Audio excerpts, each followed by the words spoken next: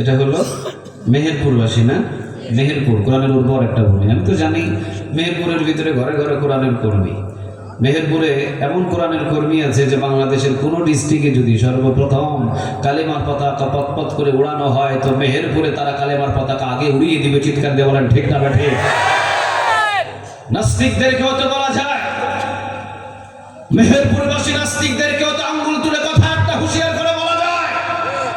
ওই তসলিম আর আসলিম যে কোরআনের বিরুদ্ধে কথা বলে, আল্লাহর বিরুদ্ধে কথা বলে, আল্লাহর শানের বিরুদ্ধে কথা বলে, ঢাকা শহরের ভিতরে টিভি চ্যানেলের ভিতরে টকশোর ভিতরে পুলিশ পাহারা দিয়ে, র্যাব পাহারা দিয়ে, সেনাবাহিনী পাহারা দিয়ে আমার আল্লাহর বিরুদ্ধে, কোরআনের বিরুদ্ধে, একামতে দিনের বিরুদ্ধে তারা আপসে বাজে মন্তব্য করে। আমরা বলতে চাই মেহেরপুর থেকে ঢাকা শহরের ভিতরে পুলিশ পাহারা দিয়ে নয়, বুকের যদি সাহস থাকে